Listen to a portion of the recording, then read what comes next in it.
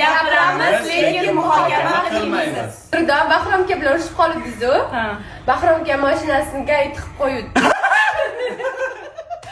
Hammamiz aytdik, lekin Durdonga yalimni hozir urishgan, qo'ygan bo'ladi deb aytmadik sizga. O'sha Bahrom mashinasiga to'lashimiz kerak edi-da, Durdonni sizga telefon qilib, banka срочный pul kerak.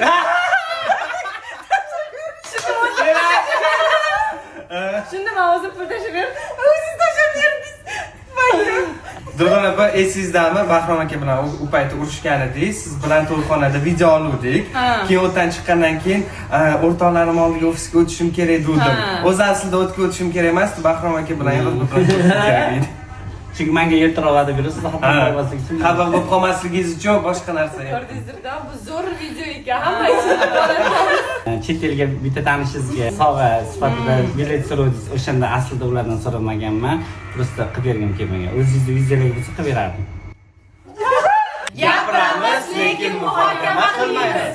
Zarina, Durdonlar xafa bo'lmaysizlar-da. O'shanda Samir Istanbulga chaqirganmiz, aytgan edik-da. Biz ishda uni turklar chaqirdi, lekin men bilet.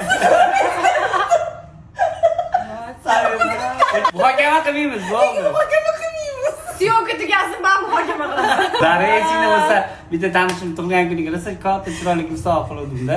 Chiroyli ekan, o'sha aslida seni muxlisingdan keladi. Zarey senami birga Istanbulga bordik-ku. Aeroportda ustimga tomat to'kib olgansan. O'shanda sen bo'g'ib bo'lib.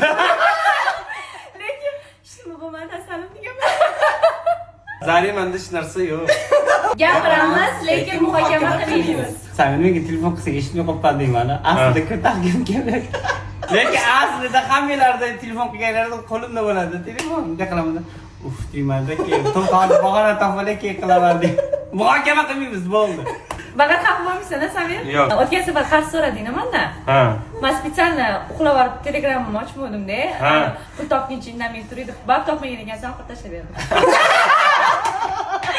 Mondayam yo'qsiz.